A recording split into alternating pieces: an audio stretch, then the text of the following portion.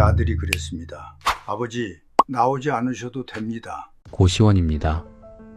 창문은 하나 있는데 반쯤 막혀서 하늘의 반만 보입니다. 침대 하나, 책상 하나, 의자 하나. 옷은 캐리어에서 꺼내서 의자 등받이에 걸어둡니다. 걸대가 없으니까요. 제 이름은 박정수. 68살입니다. 23세 은행에 들어갔습니다. 제일 밑바닥 지하 금고에서 시작했습니다. 무거운 노스의 열쇠를 허리에 차고 남의 돈을 지키는 게 첫 번째 일이었습니다. 거기서부터 올라갔습니다. 한 칸 한 칸. 말단에서 대리, 대리에서 과장, 과장에서 부장, 부장에서 지점장. 42년이 걸렸습니다. 강남 지점장. 제가 관리한 돈이 730억이었습니다. 제 돈은 아닙니다. 손님들 돈이지요. 근데 그 돈을 제가 굴렸습니다. 누구한테 빌려주고 누구한테 안 빌려주고 이 사업은 될 놈이고 저 사업은 안 될 놈이고 그 판단을 42년 동안 했습니다. 강남 33평 아파트에 살았습니다. 검은색 벤츠를 몰았습니다. 골프 회원권이 있었습니다. 아들은 좋은 대학 나와서 사업을 했습니다. 남들이 보면 잘 사는 사람이었습니다. 저도 그렇게 생각했습니다. 그런데 지금 저는 고시원에 있습니다. 어떻게 여기까지 왔는지 이야기해 드리겠습니다. 한 가지만 먼저 말씀드리겠습니다. 저를 무너뜨린 건 사기꾼이 아닙니다. 도박도 아닙니다. 바람도 아닙니다. 기계입니다. 요즘 말로 AI라고 하지요. 그 기계가 제 42년을 3분 만에 이겼습니다. 3분. 라면 끓이는 시간입니다. 그 3분이 제 인생을 바꿨습니다. 끝까지 들어주십시오. 제 이야기가 남의 이야기가 아닐 수 있습니다. 특히 은퇴하신 분들, 곧 은퇴하실 분들, 자식한테 돈 넣어주신 분들. 이 이야기가 당신 이야기일 수 있습니다. 시작하겠습니다. 1979년이었습니다. 충청도 시골에서 버스를 탔습니다. 아버지가 봉투를 하나 쥐어주셨습니다. 논판돈에서 남은 거라고 하셨습니다. 얼마 안 됐습니다. 봉투가 얇았으니까요. 아버지는 아무 말 없이 등을 돌리셨습니다. 어머니는 대문 앞에서 앞치마로 눈을 닫고 계셨습니다. 버스로 4시간. 서울역에 내렸습니다. 사람이 많았습니다. 시골에서는 본 적 없는 높은 건물들이 있었습니다. 무서웠습니다. 근데 돌아갈 수는 없었습니다. 아버지가 논을 파셨으니까요. 을지로 근처에 고시원을 잡았습니다. 한 달에 12,000원이었습니다. 3평짜리 방. 창문이 없었습니다. 천장에 곰팡이가 있었습니다. 이불이 눅눅했습니다. 근데 불평할 처지가 아니었습니다. 은행 입사 시험을 준비했습니다. 경제학, 회계, 상법. 낮에는 도서관에서 공부하고 밤에는 고시원에서 공부했습니다. 밥은 식빵하고 라면이었습니다. 가끔 사치를 부리면 김밥 한 줄. 시험에 붙었습니다. 필기시험 붙고 면접을 봤습니다. 면접관이 물었습니다. 자네, 돈이 뭔가? 저는 이렇게 대답했습니다. 아버지 논입니다. 무슨 뜻이냐면 아버지가 평생 농사지은 논을 팔아서 저를 서울에 보내셨으니까 돈은 제게 아버지 인생이라는 뜻이었습니다. 면접관이 고개를 끄덕였습니다. 붙었습니다. 첫 발령지는 을지로 본점 지하 금고였습니다. 금고지기. 제일 밑바닥이었습니다. 무거운 노스의 열쇠를 받았습니다. 허리에 찼습니다. 금고 문을 여는데 손이 떨렸습니다. 안에 현금이 쌓여 있었습니다. 제가 평생 본 적 없는 돈이었습니다. 아버지가 논을 팔아서 받은 돈이 몇십만 원이었습니다. 금고 안에는 몇 억이 있었습니다. 남의 돈입니다. 근데 그 남의 돈을 제가 지키는 겁니다. 아버지가 논을 지키듯이 저는 금고를 지키는 거라고 생각했습니다. 첫 월급이 12만 3천 원이었습니다. 현금으로 받았습니다. 봉투에 담겨서 왔습니다. 5만 원을 빼서 우체국에서 집에 보냈습니다. 나머지로 한 달을 살았습니다. 집에 전화했습니다. 어머니가 받으셨습니다. 엄마, 나 월급 받았어. 보냈어. 어머니가 울으셨습니다. 저도 울었습니다. 그때부터 42년이 시작됐습니다. 은행 초창기에는 모든 게 사람 손이었습니다. 통장에 도장 찍고 돈을 세고 장부에 숫자를 적고 창구에 사람이 10명씩 앉아 있었습니다. 손님이 줄을 서서 기다렸습니다. 그러다가 현금 지급기라는 게 나왔습니다. 기계에 카드를 넣으면 돈이 나오는 겁니다. 처음에 다들 신기했습니다. 근데 저는 걱정을 안 했습니다. 기계가 돈을 내주는 건 해도 사람 상대는 못하니까. 대출 상담, 투자 상담 이런 건 사람이 해야 하니까. 근데 현금 지급기가 들어오고 나서 창구 직원이 10명에서 5명으로 줄었습니다. 절반이 잘린 겁니다. 저는 그때도 걱정을 안 했습니다. 나는 금고직이니까. 현금 지급기가 금고를 대신할 수는 없지. 그렇게 생각했습니다. 그게 첫 번째 실수였습니다. 기계가 들어올 때마다 저는 매번 같은 생각을 했습니다. 나는 아니겠지. 현금 지급기가 나왔을 때도, 컴퓨터가 나왔을 때도, 인터넷으로 은행 일을 보게 됐을 때도, 핸드폰으로 돈을 보내게 됐을 때도 매번 나는 아니겠지였습니다. 42년 동안 나는 아니겠지를 되풀이했습니다. 끝에 가서야 알았습니다. 나였습니다. 1987년이었습니다. 31살. 종로 지점으로 발령이 났습니다. 과장이 됐습니다. 금고 지하실에서 올라와서 처음으로 창구 바깥 사무실에 제 책상이 생겼습니다. 종로 지점은 장사하시는 분들이 많이 오는 데였습니다. 시장 상인분들, 작은 공장 하시는 분들, 식당 하시는 분들, 돈을 맡기러 오고 빌리러 오고, 제 일은 이분들을 상대하는 거였습니다. 대출 심사라는 걸 본격적으로 시작한 게 이때부터입니다. 쉽게 말하면 이 사람한테 돈을 빌려줘도 되는지 판단하는 거예요. 서류를 봅니다. 얼마 버는지, 빚이 있는지, 집이 있는지, 장사가 잘 되는지. 근데 서류만 보면 모릅니다. 제가 42년 동안 배운 가장 큰 것은 숫자가 다가 아니라는 겁니다. 사람을 봐야 합니다. 이 사람이 은행에 들어와서 앉을 때 눈을 어디에 두는지, 말할 때 목소리가 떨리는지, 서류를 내밀 때 손이 어떤지, 질문을 하면 바로 대답하는지 잠깐 뜸을 들이는지, 이런 걸 보면 서류에 안 나오는 게 보입니다. 거짓말하는 사람은 눈이 다릅니다. 불안한 사람은 손이 다릅니다. 진짜 절박한 사람은 목소리가 다릅니다. 42년 하면 이게 보입니다. 종로 지점에 단골이 있었습니다. 김 사장님이라고 종로에서 철물점을 하시는 분이었어요. 1년에 2~3번 오셨습니다. 장사 미천이 필요하면 빌리러 오시고 돈이 돌면 갚으러 오시고, 이분이 오시면 저는 서류를 보기 전에 얼굴부터 봤습니다.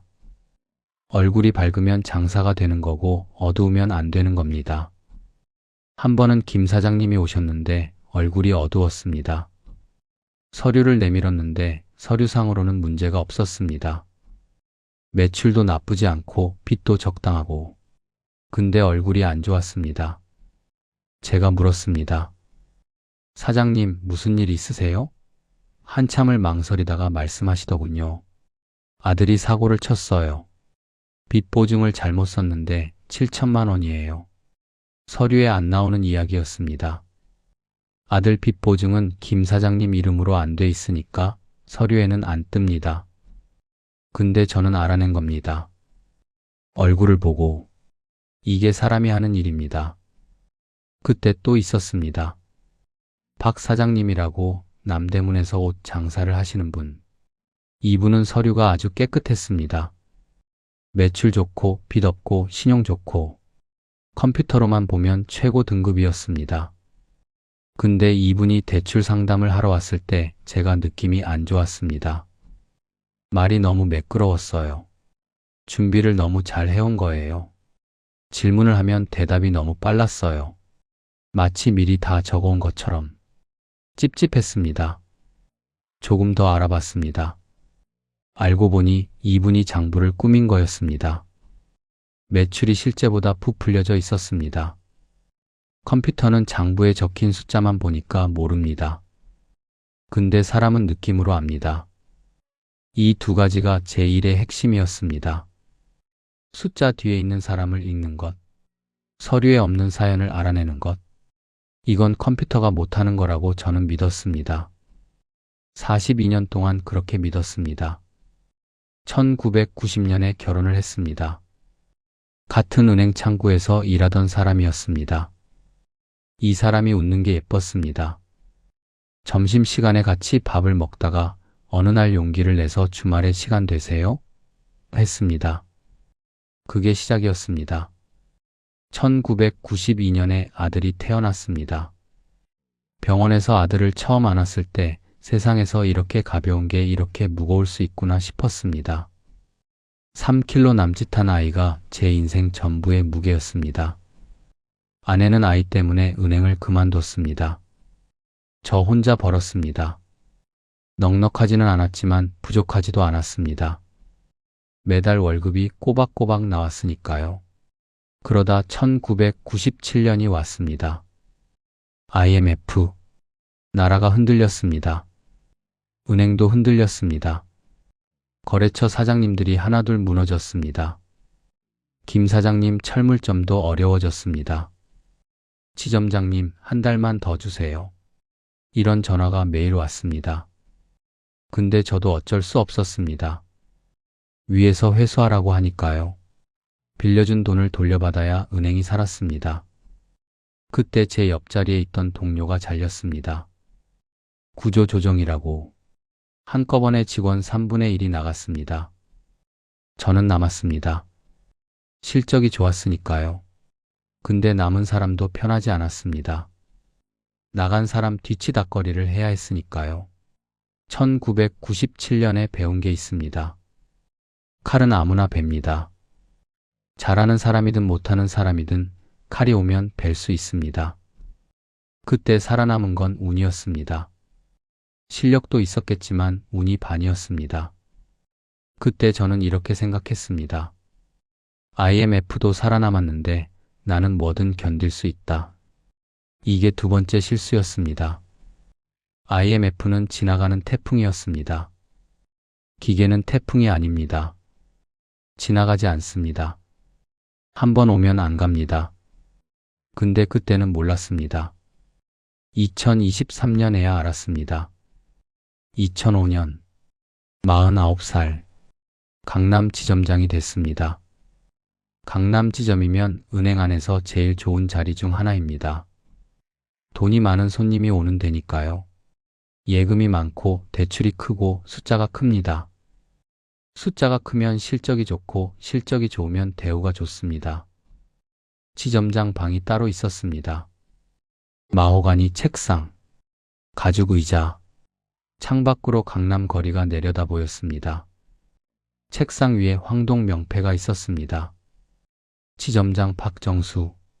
이 명패를 처음 받았을 때 을지로 지하 금고에서 노쇠 열쇠를 받던 날이 생각났습니다. 23세 열쇠를 받았고 49의 명패를 받았습니다. 26년이 걸렸습니다. 제가 관리하는 돈이 730억이었습니다. 다시 말하지만 제 돈은 아닙니다. 손님들 돈입니다. 근데 이 돈이 잘 돌아가게 하는 게 제 일이었습니다. 누구한테 빌려주고 어디에 투자하고 어떤 상품을 팔고 모든 결정이 제 책상에서 나갔습니다. 차를 바꿨습니다. 검은색 벤츠. 새 차로 7천만 원이었습니다. 은행 다니면서 처음으로 외제차를 탔습니다. 핸들을 잡으면 기분이 달랐습니다. 솔직히 말하겠습니다. 우쭐했습니다. 골프를 시작했습니다. 거래처 사장님들이 다 골프를 치니까요. 회원권을 샀습니다. 3천만 원. 주말마다 라운드를 돌았습니다. 함께 치는 사람이 4명이었습니다. 저, 보험회사 부장, 건설회사 이사, 병원 원장. 다들 비슷한 나이, 비슷한 처지, 비슷한 수입. 주말마다 만나서 골프 치고 저녁 먹고 이런저런 이야기를 했습니다. 아파트도 바꿨습니다. 강남 33평. 2008년에 7억에 샀습니다. 대출 좀 받고 모은 돈 좀 보태고. 아내가 좋아했습니다. 여보, 우리 진짜 강남 사는 거야? 그때 아내 표정을 아직도 기억합니다. 거실 창문 앞에 서서 밖을 내다보면서 웃었습니다. 아들은 좋은 대학에 들어갔습니다. 컴퓨터 쪽을 전공했습니다. 저는 아들이 은행에 오면 좋겠다고 생각했는데 아들은 은행은 안 해요. 아버지라고 했습니다. 왜 안 하냐고 물으니까 은행은 곧 바뀔 거예요. 앞으로 돈은 컴퓨터가 다룬다라고 했습니다. 저는 웃었습니다. 2010년이었습니다. 컴퓨터가 돈을 다뤄? 은행이 없어져? 무슨 소리야? 아들도 웃었습니다. 근데 아들 웃음은 제 웃음이랑 달랐습니다. 아들은 두고 보세요 라는 웃음이었습니다. 이 시절이 제 전성기였습니다. 돈이 있었고 이름이 있었고 자리가 있었습니다. 매일 아침 양복 입고 벤츠 타고 은행에 가면 직원들이 좋은 아침입니다. 지점장님하고 인사했습니다. 거래처 사장님들이 밥 사겠다고 했습니다. 주말이면 골프장에서 좋은 사람들을 만났습니다. 이때 저는 하나도 걱정이 없었습니다. 내가 이 자리에서 밀려날 일은 없다고 생각했습니다. 42년 경력, 730억 관리, 강남 지점장. 누가 저를 대신합니까? 기계가요. 기계가 대신합니다. 근데 그때는 몰랐습니다. 이 시절 한 가지 일이 있었습니다. 2012년쯤이었을 겁니다. 은행 본사에서 새 시스템을 도입한다고 했습니다. 보험 상품을 기계가 추천해주는 시스템이었습니다. 손님이 정보를 입력하면 기계가 그 사람한테 맞는 보험을 골라주는 겁니다. 예전에는 직원이 상담해서 추천했는데 이제 기계가 하는 거예요. 직원들이 불안해했습니다. 우리 일을 뺏는 거 아니에요? 저는 그때 이렇게 말했습니다. 걱정 마. 기계가 추천은 해도 마지막 판단은 사람이 해. 손님도 기계보다 사람 말을 더 믿어. 틀린 말은 아니었습니다. 그때는요. 2012년에는 기계가 아직 서툴었으니까. 근데 기계는 매년 나아집니다. 사람은 42년이 걸리는 걸 기계는 1년이면 따라옵니다. 그때 제가 직원들한테 한 말, 기계가 해도 결국 사람이 해야 해. 이 말을 저는 2023년까지 믿고 있었습니다. 11년 동안이요. 세 번째 실수였습니다. 2020년이었습니다. 62살. 정년퇴직. 퇴직식을 했습니다. 은행 강당에서 직원들이 박수를 쳤습니다. 본사 임원이 와서 공로패를 줬습니다. 42년 근속 공로패 박정수. 금색 글씨가 새겨진 나무판이었습니다. 임원이 제 이력을 읽었습니다. 1979년 입행, 을지로 본점 금고 담당으로 시작, 종로지점 과장, 영등포 지점 부장, 강남 지점장 역임, 42년간 은행 발전에 기여한 공로를 인정하여 뒤에 뭐라고 했는지 잘 안 들렸습니다. 강당에서 박수 소리가 울리는데 제 귀에는 아무 소리도 안 들렸습니다. 42년이 끝나는 겁니다. 내일부터 이 건물에 안 와도 됩니다. 안 와도 되는 게 아니라 못 오는 겁니다. 출입증을 반납해야 하니까요. 공로패를 받아들었습니다. 나무판이 생각보다 가벼웠습니다. 42년이 이렇게 가벼울 수 있나 싶었습니다. 집에 와서 공로패를 거실 장식장에 올려놨습니다. 아내가 잘 보이는데 놓을까요? 했습니다. 저는 아니, 그냥 여기 놔 했습니다. 잘 보이는데 놓으면 매일 보게 되니까요. 매일 보면 매일 생각나니까요. 끝났다는 걸. 퇴직 후 석 달은 쉬었습니다. 아침에 늦게 일어나고 산책하고 텔레비전 보고. 처음에는 좋았습니다. 42년 동안 하루도 쉬지 못했으니까요. 근데 한 달 지나니까 불안해졌습니다. 할 일이 없다는 게 이렇게 무서운 겁니다. 몸은 쉬는데 마음이 안 쉽니다. 2달째. 아침에 눈을 뜨면 오늘 뭘 하지? 가 먼저 나왔습니다. 은행 다닐 때는 이런 질문을 한 적이 없습니다. 눈 뜨면 출근이었으니까요. 할 일이 정해져 있었으니까요. 3달째. 아들이 전화를 했습니다. 아버지, 나 회사 차렸어요. 아들이 대학 졸업하고 큰 회사에서 5년 일하다가 나와서 자기 사업을 시작한 겁니다. 돈 빌려주는 사업이었습니다. 근데 은행처럼 큰 건물에서 하는 게 아니라 컴퓨터로 하는 거였습니다. 핸드폰으로 신청하면 컴퓨터가 심사해서 빌려주는 거. 요즘 말로 핀테크라고 하더군요. 아들이 이렇게 말했습니다. 아버지, 고문으로 와주세요. 아버지 경험이 필요해요. 대출 심사 42년 하신 분이 어디 있어요? 솔직히 기뻤습니다. 갈 데가 생겼으니까요. 아침에 일어나서 갈 데가 있다는 게 이렇게 좋은 겁니다. 아들이 월급을 800만 원 주겠다고 했습니다. 아버지, 이건 월급이 아니라 고물료예요. 고물료. 이름은 뭐든 좋았습니다. 아들 회사에 제 자리가 있다는 게 중요했습니다. 저도 돈을 넣었습니다. 3억을 넣었습니다. 퇴직금 일부하고 모아둔 돈이었습니다. 아들이 아버지 투자해 주시면 회사 지분을 드릴게요. 회사가 잘 되면 몇 배로 돌려드릴 수 있어요 라고 했습니다. 3억. 적은 돈이 아닙니다. 아내가 좀 걱정했습니다. 그 돈 넣어도 괜찮은 거야? 저는 내 아들인데 안 믿으면 누구를 믿어라고 했습니다. 명함을 2장 만들었습니다. 하나는 은행 지점장 시절 명함. 이건 서랍에 넣어뒀습니다. 하나는 아들 회사 고문 명함. 이걸 지갑에 넣었습니다. 명함이 있으면 사람이 달라집니다. 뭐 하시는 분이세요? 물으면 명함을 내밀 수 있으니까요. 아들 회사에 첫 출근하던 날 판교 사무실에 들어갔습니다. 젊은 사람들이 컴퓨터 앞에 앉아 있었습니다. 저한테 인사했습니다. 안녕하세요, 고문님. 고문님. 지점장님은 아니지만 그래도 님이 붙었습니다. 제 자리에 앉으니까 아크릴 명패가 있었습니다. 고문 박정수. 마호가니 책상 위 황동 명패는 아니었지만 명패는 명패였습니다. 그날 저녁 아내한테 말했습니다. 나 오늘 출근했어. 아내가 웃었습니다.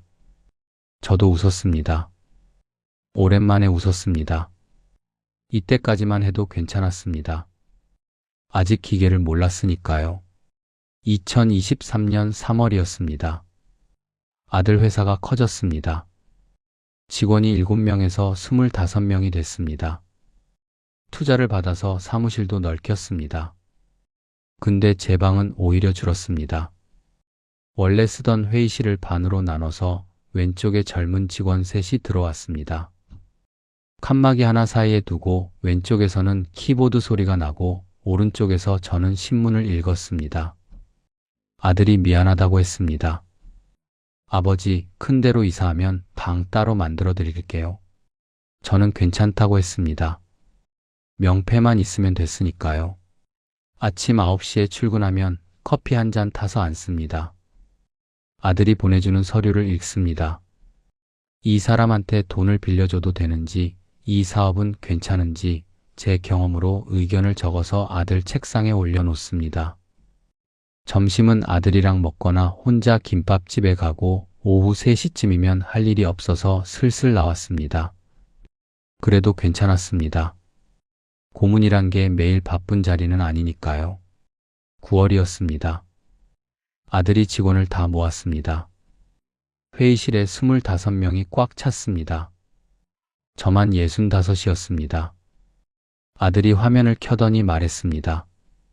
오늘부터 새 시스템을 씁니다. 이름이 아리아였습니다. 뭔 뜻이냐면 돈 빌려주는 심사를 사람 대신 기계가 하겠다는 겁니다. 예전에 은행 창구에서 사람이 하던 일 있지 않습니까? 이 사람 돈 갚을 수 있나? 직업이 뭔가? 빚이 얼마나 있나? 하나하나 따져보는 거. 그걸 이제 기계가 한다는 겁니다. 저는 팔짱을 끼고 속으로 생각했습니다. 아무리 기계가 빨라도 사람을 읽는 건 다르지. 42년 경험을 기계가 어떻게 따라와? 아들이 시범을 보여줬습니다. 첫 번째, 34살 남자. 한 달에 420만 원 벌고 결혼해서 아이 하나 있고 서울에 전세로 살고 장사 미천으로 7천만 원을 빌리고 싶다는 사람이었습니다. 이런 사람이 오면 저는 어떻게 합니까? 서류를 쭉 봅니다. 얼마 버는지, 빚이 있는지, 장사를 뭘 하려는지. 그 다음에 비슷한 사람을 기억해서 꺼냅니다. 예전에 비슷한 사람이 잘 갚았는지 못 갚았는지. 이러면 빨라야 서너 시간, 꼼꼼히 하면 반나절이 걸립니다. 아들이 단추를 눌렀습니다. 화면에 시계가 돌았습니다. 1분, 2분, 2분 47초. 답이 나왔습니다. 빌려줘도 됩니다. 단 7천 말고 5,500까지. 이자는 이 정도. 그 밑에 왜 그렇게 판단했는지 이유가 줄줄이 나왔습니다. 이 사람이 하려는 장사가 요즘 잘 안 되는 쪽이라 한도를 줄였다. 같은 나이대가 돈을 얼마나 잘 갚는지 봤다. 이 사람이 최근 반년 동안 카드 쓰는 버릇이 좀 바뀌었다. 보험을 2개 해약했다. 3분이 안 걸렸습니다. 제가 반나절 걸려서 할 일을요. 거기다가 저보다 더 많은 걸 봤습니다. 카드 쓰는 버릇이 바뀌었다는 것, 보험을 해약했다는 것, 이런 건 저도 서류를 아무리 뒤져봐야 놓치기 쉬운 겁니다. 기계는 그걸 알아서 찾아냈습니다. 회의실이 조용해졌습니다. 젊은 직원들은 고개를 끄덕였습니다. 저는 아무 말도 못했습니다. 두 번째, 이번에는 어려운 건이었습니다. 52살 식당 주인. 장사한 지 8년 됐고 아직 갚을 돈이 1억 2천이 남아있는데 거기다 5천만 원을 더 빌리겠다는 겁니다. 가게가 이태원에 있었습니다. 저 같으면 이런 거는 서류만 봐서 안 됩니다.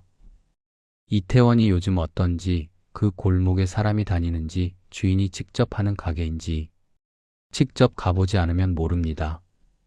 서류 보는데 두어 시간, 현장 가서 보는데 반나절, 판단에 하루. 합치면 이틀은 걸립니다. 아들이 단추를 눌렀습니다. 4분 12초. 못 빌려줍니다. 갚을 여력이 안 됩니다. 대신 지금 있는 빚을 정리하고 석 달 뒤에 다시 오라고 하세요. 4분이었습니다. 제가 이틀 걸릴 일을요. 그런데 시간보다 더 놀란 건 결론이 같았다는 겁니다. 저도 이 건은 거절했을 겁니다.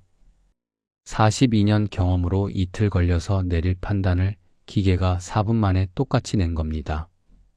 세 번째, 아주 딱한 사연이었습니다. 41살 여자. 남편이 빚 보증을 잘못 써서 집이 넘어갈 판인데 급하게 8천만 원이 필요했습니다. 갚을 능력도 없고 잡힐 것도 없었습니다. 서류만 보면 무조건 안 됩니다. 기계가 7분을 돌았습니다. 못 빌려줍니다. 하지만 이 사람이 들어놓은 보험을 해약하면 4천만 원이 나오고 나라에서 해주는 대출을 받으면 3천만 원이 됩니다. 이 두 가지를 알려주세요. 맞는 말이었습니다. 저도 아마 같은 답을 냈을 겁니다. 다만 저는 반나절이 걸렸을 거고 기계는 7분이었습니다. 회의가 끝났습니다. 젊은 직원들이 박수를 쳤습니다. 저는 박수를 치지 못했습니다. 손이 안 올라갔습니다. 자리로 돌아와서 꺼진 화면에 제 얼굴이 비쳤습니다. 주름진 얼굴, 흰머리, 42년이라는 시간이 얼굴에 다 새겨져 있었습니다. 그 42년이 3분한테 진 겁니다. 그 뒤로 달라졌습니다. 제 책상에 서류가 안 올라왔습니다. 예전에는 하루에 서너 건씩 오던 게 뚝 끊겼습니다. 기계가 다 하니까요. 저는 앉아서 신문 읽고 커피 마시고 창밖만 봤습니다. 아들이 미안했는지 가끔 물었습니다. 아버지, 이건 어떻게 생각하세요? 저는 열심히 답했습니다. 근데 아들이 매번 하는 말이 같았습니다. 아, 기계도 그렇게 나왔어요. 기계도 그렇게 나왔어요. 이 한마디가 가슴에 모처럼 박혔습니다. 내가 1시간 고민해서 낸 답을 기계가 3분 만에 똑같이 냈다면 나는 뭡니까? 3분짜리 기계가 있는데 1시간짜리 사람을 왜 둡니까? 그때부터 제가 느낀 건 딱 하나였습니다. 쓸모없다는 느낌. 평생 제가 가장 무서워한 말입니다. 은행에서 42년 버틸 수 있었던 건 제가 쓸모 있었기 때문입니다. 숫자를 읽고 사람을 읽고 판단을 내리고 그게 제 쓸모였습니다. 기계가 그 쓸모를 가져갔습니다. 한 가지 더 말씀드리겠습니다. 기계한테 밀린 게 저만이 아니었습니다. 그 무렵에 오래 알던 후배한테 전화가 왔습니다. 세무사였습니다. 세금 계산해주는 사람이요.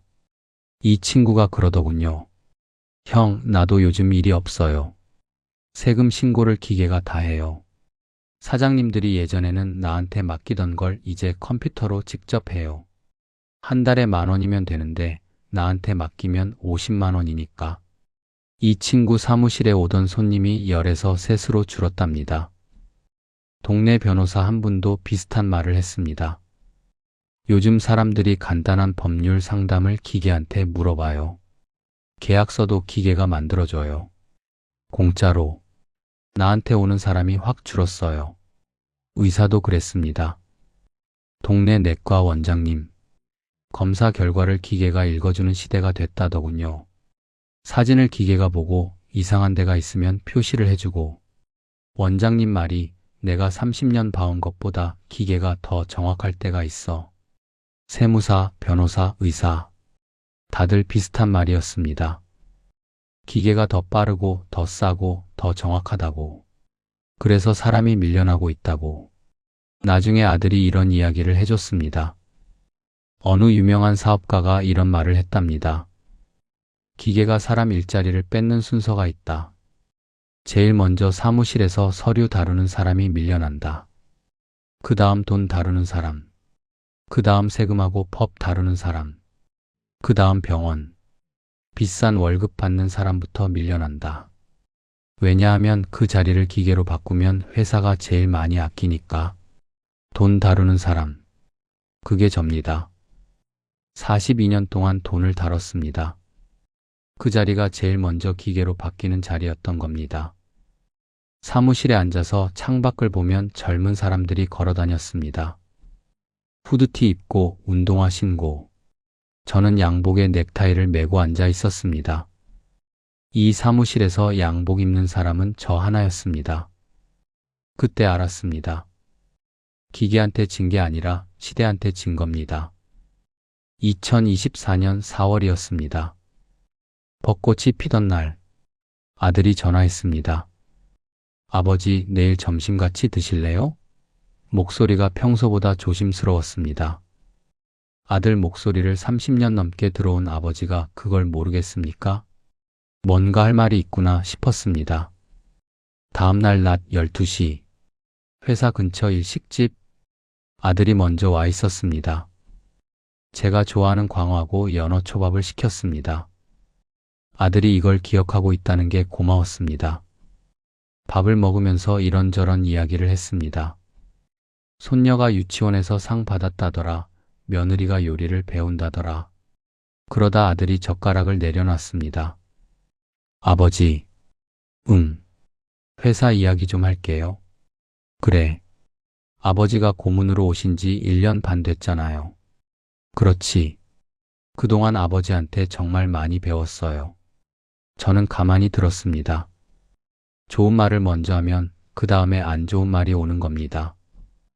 은행에서 42년 일하면서 그 순서를 수천 번 봤습니다. 대출 거절할 때도 그랬습니다. 사장님, 그동안 정말 열심히 하셨습니다. 근데 이러면 근데 뒤에 거절이 옵니다. 아들이 입을 열었습니다. 근데 아버지, 솔직히 말씀드릴게요. 왔구나 싶었습니다. 기계가 돌아가기 시작하고 나서 심사 정확도가 많이 올라갔어요. 속도는 10배 빨라졌고요. 실수도 거의 없어졌어요. 손님들 반응도 좋아졌고요. 고개를 끄덕였습니다. 알고 있었습니다. 아버지한테 매달 800만 원을 드리고 있잖아요. 그래. 그 돈이면 기계 유지하는 비용 넉 달 치예요. 기계는 한 달에 200만 원이면 돌아가거든요. 입안이 텁텁해졌습니다. 초밥 맛이 갑자기 사라졌습니다. 아버지, 제가 돈 넣어준 사람들한테 설명을 해야 하는데 고문 비용이 기계 유지비보다 4배가 되니까 설명이 안 돼요. 아들 목소리가 작아졌습니다. 아버지, 나오지 않으셔도 됩니다. 나오지 않으셔도 됩니다. 이 말을 들었을 때 아무 표정도 못 지었습니다. 화가 나야 하는 건지 슬퍼해야 하는 건지 이해해야 하는 건지 아무것도 몰랐습니다. 그냥 멍했습니다. 아들이 빨리 말을 이었습니다. 아버지가 처음에 넣으신 3억은 회사 몫으로 남아있으니까 회사가 잘 되면 다 돌려드릴 수 있어요. 고개를 끄덕였습니다. 아들한테 화를 내면 안 된다는 건 알았습니다. 아들 잘못이 아니니까요. 기계가 잘하는데 어떡합니까? 사장이 돈을 아끼는 건 당연하고 설명이 안 되면 안 되는 거고 저도 은행에서 그런 판단을 수백 번 했습니다. 성과가 안 나오면 줄이거나 내보내야 한다고. 근데 그 판단을 당하는 쪽이 내가 될 줄은 몰랐습니다. 식당을 나왔습니다. 벚꽃이 떨어지고 있었습니다. 길에 흰 꽃잎이 깔려 있었습니다. 아들이 차로 모셔다 드릴까요? 했습니다. 아니야, 좀 걸을게 했습니다. 혼자 걸었습니다. 판교 거리를, 양복에 넥타이를 매고 젊은 사람들 사이를 걸었습니다. 사무실로 가서 짐을 챙겼습니다. 짐이랄 것도 없었습니다. 커피잔 하나, 메모장 2권, 만년필 하나, 그리고 아크릴 명패, 고문 박정수. 가방에 넣을까 말까 한참을 고민하다가 넣었습니다. 엘리베이터를 탔습니다.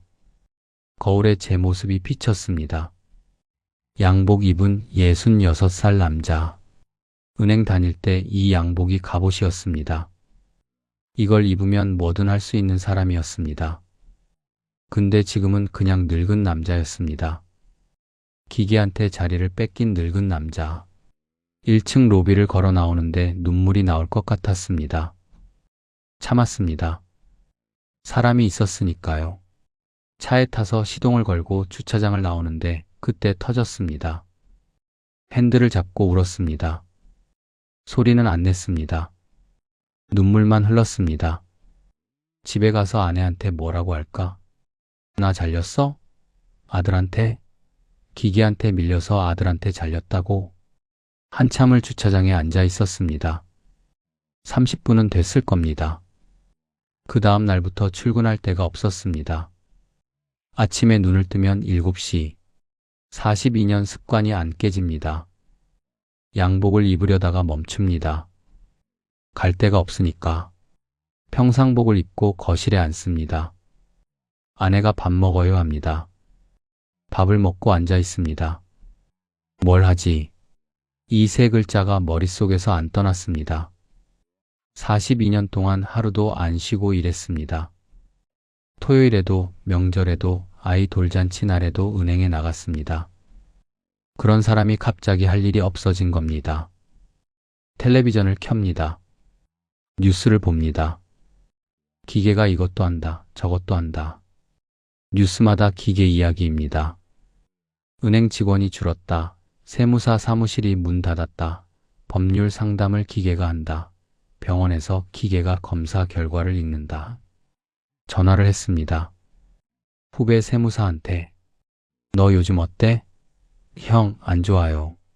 이번 달에 손님이 3명이에요. 변호사한테. 선생님 요즘 어떠세요?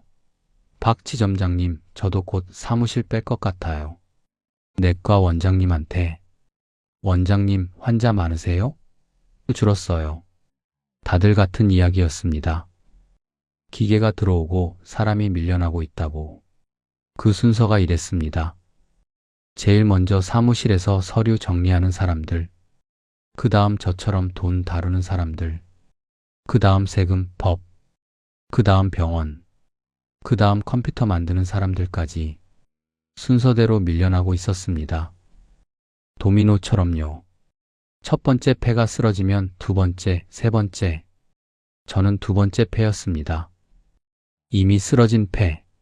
무서운 건 세 번째, 네 번째 패도 벌써 흔들리고 있다는 겁니다. 돈 이야기를 하겠습니다. 듣기 불편하실 수 있습니다. 근데 이걸 말해야 제가 왜 고시원까지 갔는지 아실 겁니다. 아들 회사에서 나온 뒤에 제 수입은 연금 150만 원이 전부였습니다. 800만 원 나오던 게 하루아침에 사라졌으니까 7분의 1로 줄어든 겁니다. 근데 나가는 돈은 그대로였습니다.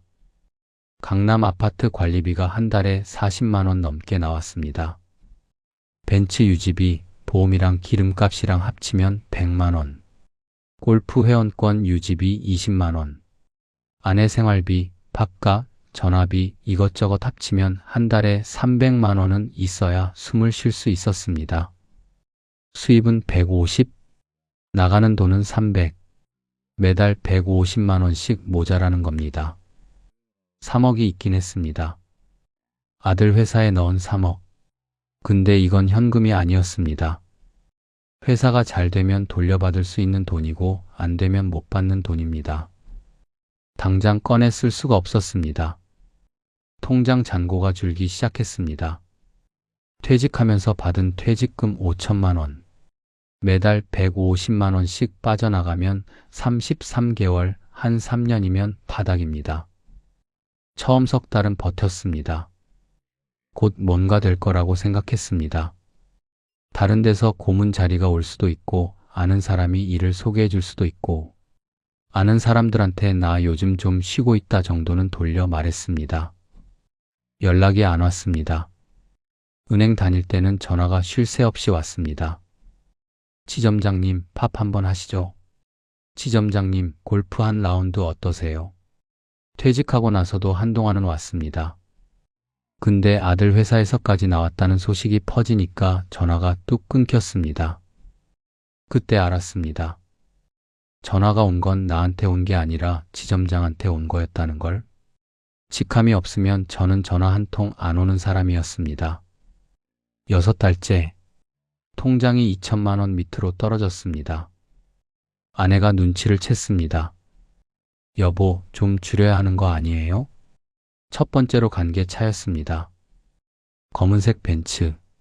새로 살 때 7천만 원이었습니다. 5년 탔습니다. 중고로 내놓으니까 2,300만 원이라더군요. 3분의 1도 안 됩니다. 속이 쓰렸지만 어쩔 수 없었습니다. 열쇠를 건네주는데 손이 떨렸습니다. 차 열쇠가 아니라 자존심을 넘기는 기분이었습니다. 은행 지점장은 벤츠를 타야 한다고 저는 그렇게 믿었거든요. 벤츠가 없으면 저는 뭡니까? 지하철 타는 퇴직자입니다. 두 번째, 골프 회원권. 3천만 원 주고 산 걸 1,200만 원에 겨우 팔았습니다. 골프장에 전화하니까 직원이 그러더군요. 요즘 파는 분이 많아서 시세가 많이 떨어졌어요. 파는 사람이 많다는 건 저 같은 처지가 많다는 뜻이었습니다. 골프를 같이 치던 넷 중에 제가 제일 먼저 회원권을 팔았습니다. 근데 반년 뒤에 나머지 셋 중 둘이 더 팔았다는 소식을 들었습니다. 한 명은 장사가 안 돼서, 한 명은 자식 사업이 망해서 넷 중에 셋이 회원권을 판 겁니다. 중산층이 무너지고 있었습니다.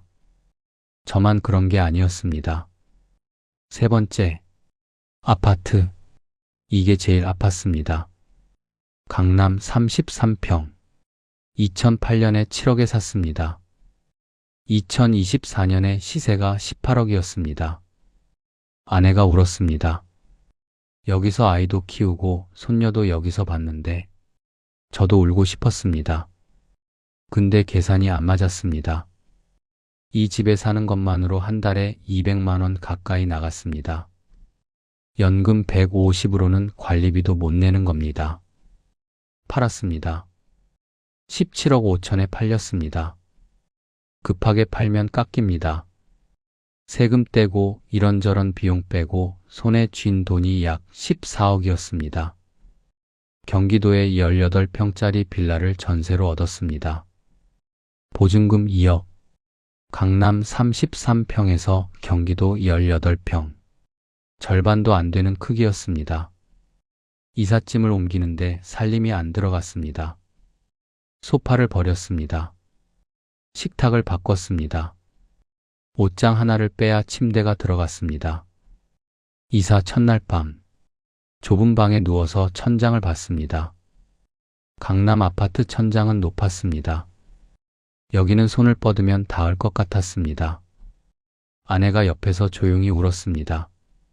손을 잡았습니다. 아무 말도 못했습니다. 빌라에서 6달을 살았습니다. 14억이 있으니까 당분간은 괜찮겠지 싶었습니다. 근데 돈이라는 게 쓰기 시작하면 빠집니다. 생활비 한 달 200, 보험, 혈압약, 아내 한의원, 이것저것 합치면 250은 나갔습니다. 더 큰 문제가 있었습니다. 아들이었습니다.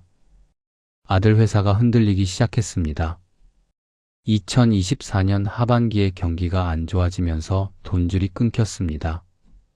아들이 전화해서 아버지 회사가 좀 어려워요 라고 했을 때 가슴이 쿵 내려앉았습니다. 제 3억이 거기 있으니까요. 2025년 초에 또 전화가 왔습니다. 아버지 죄송한데 3억은 좀 더 시간이 걸릴 것 같아요. 당장은 못 돌려준다는 뜻이었습니다. 3억. 제가 아들을 믿고 넣은 3억. 퇴직금 일부하고 아파트 팔아서 모은 돈이었습니다. 그게 묶여버린 겁니다. 그때부터 내려가는 속도가 빨라졌습니다. 빌라 전세 보증금 2억도 걱정이 됐습니다. 요즘 보증금 못 돌려받는 일이 하도 많으니까요. 보증금을 빼서 더 싼 데로 가야 하나. 결국 뺐습니다. 더 싼 데를 찾았습니다. 고시원. 이 나이에 고시원이라니. 고시원은 젊은 사람들이 시험 준비하면서 사는 데 아닙니까? 68살 남자가 갈 데가 아닙니다. 근데 갔습니다. 선택할 게 없었습니다. 서울에서 좀 외진 곳에 있는 고시원. 한 달 28만 원. 방이 8평이라고 돼 있었는데 실제로는 더 좁았습니다. 침대 하나 놓으면 걸어 다닐 데가 반평도 안 됐습니다. 화장실은 같이 쓰고 부엌은 없고 복도 끝에 전자레인지하고 정수기가 있었습니다. 캐리어 하나, 옷 몇 벌, 세면도구, 혈압약, 그리고 상자 하나에 파란색 넥타이, 명함 2장, 공로패 하나. 아내는 처제 집에 갔습니다. 같이 고시원에서 살 수는 없었습니다. 방이 하나고 침대가 하나니까요. 잠깐이야. 곧 자리 잡으면 데리러 올게라고 했습니다. 그 잠깐이 얼마나 길어질지 저도 몰랐습니다. 아내가 버스 타는 걸 지켜봤습니다. 버스가 모퉁이를 돌아 사라질 때 다리에 힘이 풀렸습니다. 고시원 방에 들어가서 문을 닫았습니다. 침대에 앉았습니다. 삐걱거렸습니다. 강남 33평, 경기도 18평, 고시원 8평, 내려가는 계단이었습니다. 한 칸 한 칸 내려갈 때마다 집이 줄고 가진 것이 줄고 사람이 줄었습니다.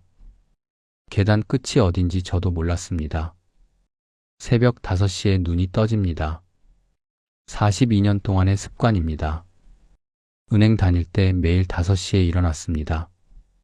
면도하고 양복 입고 구두 닦고 6시에 나서서 7시 전에 도착하고 그게 42년이었습니다.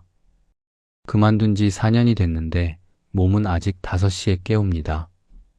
알람이 없어도 됩니다. 몸이 기억합니다.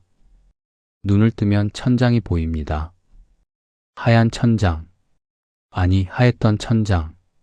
누렇게 바랜 천장. 장판이 좀 들떠 있고 벽지 모서리가 벌어져 있습니다. 침대 하나, 작은 책상 하나, 의자 하나. 옷은 의자 등받이에 걸어둡니다. 일어나면 허리가 삐걱합니다. 침대가 안 좋습니다. 용수철이 삐져나온 데가 있어서 잘못 자면 허리가 아픕니다. 강남 아파트에서는 비싼 매트리스에서 잤습니다. 여기 침대는 5만 원도 안 할 겁니다. 세면도구를 들고 복도로 나갑니다. 새벽 5시에는 조용합니다. 방이 24개인데 이 시간에 깨어있는 건 저하고 배달 일 나가는 젊은 친구 하나. 이렇게 둘입니다. 화장실에서 세수를 합니다. 거울에 제 얼굴이 비칩니다. 주름이 깊어졌습니다. 살이 빠져서 볼이 꺼졌습니다. 면도를 합니다. 은행 다닐 때도 매일 했습니다. 여기서도 안 빼먹습니다. 면도를 안 하면 진짜 포기한 것 같으니까요. 면도라도 하면 아직 버티고 있다는 기분이 듭니다. 방에 돌아와서 전기포트에 물을 올립니다. 하얀 플라스틱 전기포트. 2,000원짜리 커피를 탑니다. 봉지 커피요. 설탕 많이, 프림 많이. 은행 다닐 때는 4-5,000원짜리 커피를 마셨습니다. 지금은 봉지 커피가 제일 맛있습니다. 뜨끈하고 달달하고. 이 작은 방에서 커피 한 잔이 하루 중 제일 좋은 시간입니다. 커피를 마시면서 창밖을 봅니다. 반쪽짜리 창문. 새벽 하늘이 까맣다가 파래지기 시작합니다. 이 시간이 좋습니다. 조용하고 아무도 저한테 뭘 바라지 않고 아무도 저를 모르고 그냥 커피 들고 하늘을 봅니다. 하루 예산은 5,800원입니다. 아침은 편의점 삼각김밥 1,200원, 점심은 컵라면 1,500원짜리, 마트에서 사다 놓으면 좀 더 쌉니다. 저녁은 편의점에서 도시락 할인할 때 가면 3,000원 안쪽으로 삽니다. 커피값까지 합치면 5,800원. 이게 하루입니다. 지점장 할 때 점심이 15,000원이었습니다. 저녁은 접대면 10만 원이 넘었습니다. 한 달 밥값만 100만 원은 됐습니다. 지금 한 달 밥값이 17만 원쯤 됩니다. 숫자가 사람을 말해줍니다. 이 숫자가 지금의 저입니다. 오전에는 동네를 걷습니다. 1시간. 빠르게 걸으면 운동이 되고 돈이 안 듭니다. 혈압약을 먹으니까 걸어야 합니다. 걸으면서 생각합니다. 별별 생각을 다 합니다. 예전 생각, 앞으로 어떻게 할지, 아내 생각, 아들 생각. 걸으면서 제일 많이 떠오르는 게 뭔지 아십니까? 3분입니다. 기계가 심사를 3분에 끝내던 그 3분. 제가 반나절 걸리는 걸 3분에 한 그 3분. 42년을 3분이 이긴 겁니다. 근데 걸으면서 이런 생각도 합니다. 3분 만에 되는 건 숫자 계산이지 사람 읽기는 아니라는 거. 기계는 숫자를 봅니다. 한 달에 얼마 버는지, 빚이 얼마인지, 카드를 얼마나 쓰는지. 그건 기계가 잘합니다. 인정합니다. 저보다 훨씬 잘합니다. 근데 기계가 못 보는 게 있습니다. 2002년에 종로 지점에서 있었던 일입니다. 50대 아저씨가 오셨습니다. 국밥집을 하시는 분이었어요. 서류를 봤습니다. 숫자만 보면 안 됐습니다. 장사가 줄고 있었고 빚이 좀 있었고. 근데 이분이 서류를 내밀면서 이렇게 말씀하셨습니다. 지점장님, 이거 안 되면 가게 접어야 합니다. 우리 집사람이 아파요. 가게 접으면 병원비를 못 냅니다. 저는 이분 눈을 봤습니다. 거짓말하는 눈이 아니었습니다. 진짜 간절한 사람의 눈이었습니다. 빌려줬습니다. 숫자만 보면 안 됐지만 사람을 보고 빌려줬습니다. 어떻게 됐는지 아십니까? 갚았습니다. 한 번도 안 밀리고 다 갚았습니다. 아내 치료도 끝냈습니다. 나중에 가게에 갔더니 국밥 한 그릇을 주시면서 지점장님 아니었으면 저 죽었습니다. 그러시더군요. 기계였으면 거절했을 겁니다. 숫자가 안 맞으니까. 근데 사람이 봤기 때문에 됐습니다. 이런 생각을 고시원에 앉아서 하면 아직 사람이 할 일이 있다는 생각이 듭니다. 기계는 숫자를 읽습니다. 사람은 사람을 읽습니다. 기계는 빠릅니다. 사람은 깊습니다. 기계는 틀리지 않습니다. 근데 사람만이 봐줄 수 있는 게 있습니다. 그래서 이렇게 생각합니다. 기계 시대에 살아남으려면 기계랑 싸우면 안 됩니다. 기계가 잘하는 건 기계한테 맡기고 사람만 할 수 있는 걸 해야 합니다. 기계가 못하는 게 뭡니까?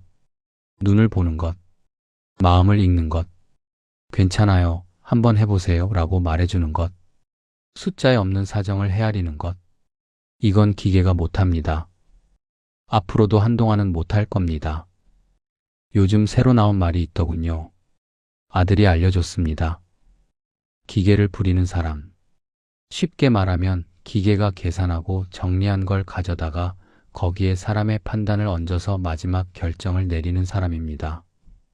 기계가 악기를 연주하면 사람이 지휘를 하는 겁니다. 저는 42년 동안 숫자를 읽고 사람을 읽고 판단을 내렸습니다.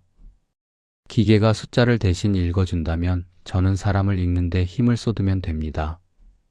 기계가 정리해주는 걸 보고 거기에 사람의 감각을 보태면 됩니다. 아직 못하고 있습니다. 고시원에 앉아서 생각만 하고 있습니다. 근데 포기는 안 했습니다. 새벽 5시에 일어나서 면도하고 커피 타서 마시고 동네를 걷고 매일 합니다. 포기한 사람은 면도를 안 합니다. 저는 아직 면도를 합니다. 한 가지 더 말씀드리겠습니다. 이 고시원에 젊은 친구가 하나 있습니다. 26살. 배달을 합니다. 새벽에 나가서 밤에 들어옵니다. 어느 날 복도에서 마주쳤는데 이 친구가 고개를 숙여 인사하더군요. 어르신, 안녕하세요. 제가 그래, 밥은 먹었어? 했더니 안 먹었다고 합니다. 삼각김밥을 하나 줬습니다. 제 아침이었는데 이 친구가 고맙다고 하면서 주머니에서 뭔가를 꺼냈습니다. 초코바 하나. 어르신, 이거 드세요. 편의점에서 하나 남았길래 집어왔어요. 삼각김밥하고 초코바를 바꾼 겁니다. 그때 느꼈습니다. 기계는 이걸 못한다. 복도에서 만난 사람한테 밥을 나눠주는 것, 주머니에서 초코바를 꺼내주는 것, 아무 계산 없이, 숫자 없이 그냥 사람이니까 하는 것. 이건 기계를 아무리 똑똑하게 만들어도 안 됩니다. 사람이 사람한테 하는 것. 그게 기계 시대에 남는 마지막 것일 수도 있겠다 싶었습니다. 오늘도 새벽 5시에 일어났습니다. 면도를 했습니다. 커피를 탔습니다. 창밖에 하늘이 파래지고 있습니다. 3분짜리 기계 시대에 42년짜리 사람이 할 수 있는 게 뭔지 저는 아직 찾고 있습니다. 못 찾을 수도 있습니다. 이 고시원에서 그냥 늙을 수도 있습니다. 근데 오늘도 면도는 했습니다. 내일도 할 겁니다. 면도를 하는 한 저는 아직 끝나지 않은 겁니다. 여기까지입니다. 제 이야기 들어주셔서 고맙습니다. 혹시 주변에 저 같은 분이 계시면 이 이야기를 보여주십시오. 혼자가 아니라는 걸, 아직 끝이 아니라는 걸 알려주십시오. 기계는 빠릅니다. 근데 사람은 깊습니다. 그 깊이가 아직 쓸모 있을 때 포기하지 마십시오. 구독, 좋아요, 알림 설정. 다음 이야기에서 또 뵙겠습니다.